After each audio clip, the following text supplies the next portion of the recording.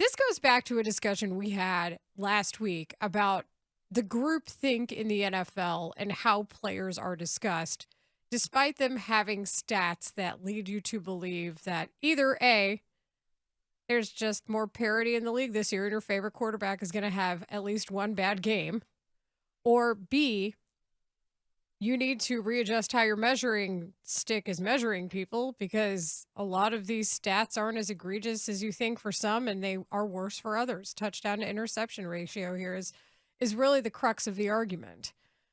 The more yards you throw for, the more likely you are to throw more interceptions. That is just the name of the game right now. And the discussion surrounding Justin Fields, as we've discussed, becomes more magnified because of the performance that the Bears had, scoring 37 against a top 10 defense in the Falcons, which is legitimate. And help me make this make sense. Okay, I'll do my best. So when Patrick Mahomes has a down year, like this one, it's because he doesn't have any receivers. It might be because of Matt Nagy. Very well. Could very well be because of Matt Nagy. By the way, the tweet about Matt Nagy trying to find the whys and the replies from the city of Chicago. We're not going to let it go today. We're not going to let it go. I am proud of us. That was tremendous. If you need something to make yourself laugh today. But so for Mahomes, it's his coach and his weapons around him. Correct? Well, it's right. Like, I'm joking. I'm kind of half joking about Nagy because Andy Reid is there and he's a genius. But that's the discussion. It's his coach and his receivers around him. And for Brock Purdy, the reason he's succeeding is because he either has talent or he's also surrounded by an excellent team. I happen to think it's both, but I feel like I'm one of the only people that isn't just like Brock Purdy is just a system quarterback. I think he might be a system quarterback. He also might be elite at being a system quarterback, which can win you Super Bowls. But also, what is a winning system? It's a winning system. Damn right. So, that said, you also say have Jalen Hurts? A team in somewhat crisis in Jalen Hurts, and I wonder if they're adding to their own in the decisions that they have made and having it be a self-fulfilling prophecy. We could throw Dak into this conversation too. We can. Although Dak's health, I think, last year really dictated part of his performance. They brought him back too quickly last year. He's been so good at managing things this season. I'm very happy for Dak because I feel like he's in a good spot and he's figured some things out. And we want to talk about that game, by the way. That's coming up at like 125. But so with them, it's a combination of their team around them and also what they're doing. But when it comes to Justin Fields, it can't be about not having the same receiving core the last 2 years or coaching failing him. It can't be about those things. Make it make sense. I've been fighting this fight for months now.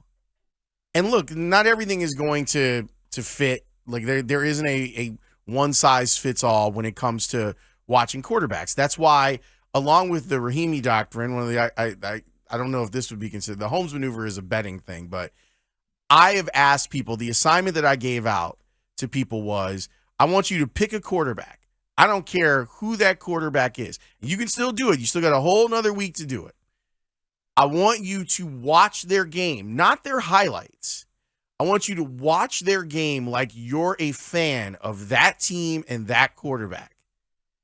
And then tell me if you don't have some of the same feelings about Justin Fields that you do about some of these other quarterbacks.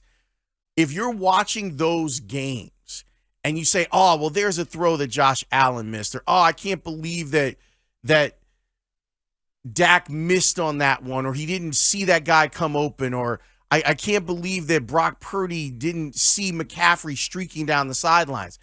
When you're watching every game as hard and as passionately as Bears fans are watching Bears games, it's easy to believe that you're living in this space where the only thing that matters and you can see is the flaws in whomever the quarterback is, but obviously we're talking about Justin Fields.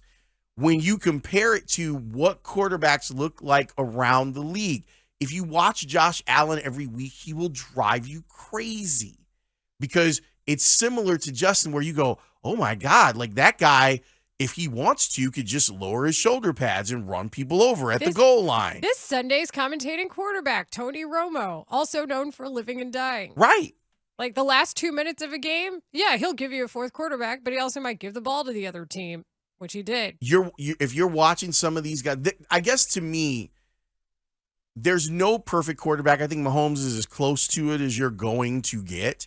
Mahomes, who currently has 27 touchdowns to 14 interceptions. That's right. And thank you, Texer. Yes, the QB apotheosis hypothetical. Yes. Everyone thinks that there is a perfect quarterback or quarterback prospect.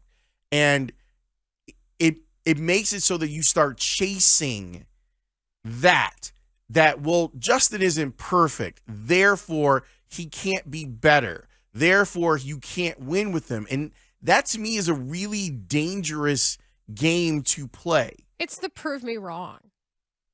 And frankly, I think his own team did it to him. I don't think that they helped. I have some feelings about how Eberflus feels about Fields versus Getsy. And this is just me judging from afar. I think Eberflus, as a defensive guy, looks at Fields and goes, if I were coaching against him, I would have a problem. And I like the fact that he poses a problem for defenses because they're not sure what to do defensively. I also think that Dan and I have had this discussion. We talked a little bit, the three of us talked a little bit about this last week. I also think that development for quarterbacks now and probably over the next 10 years might take a little bit longer than people are comfortable admitting because of the systems that they're playing in high school and college. If you're looking for the pristine, he wins from the pocket quarterback, that takes some time to develop. That takes actual gameplay to develop. I'm also not sure why they're so hung up on that system if that's not the talent you're getting. But whatever. That's been the knock on Patrick Mahomes ever since he was in high school in White House, Texas. But okay, like he seems to be doing fine with things. That marriage, that monster marriage. I told you this last week. I've been spending my time trying to learn how Andy Reid and Alex Smith and Matt Nagy and Eric Bieniemy, Ryan Poles. Well, they weren't in charge of like I'm going strictly like the coaches and players. I'm pointing out organizational proximity of marrying the concepts of air raid and West Coast in Patrick Mahomes. That to me is like, I would love like a hardcore breakdown of that. Maybe that's a question I can ask like a Tim Jenkins or a Matt Bowen. Yes. This week. Yes. Like taking this guy who plays in this like almost pure air raid that they were running at Texas Tech. And then you marry it with some West Coast concepts and instead of like these routes that it take time to develop, he's getting the ball out quick and he's got all of this stuff that he can do.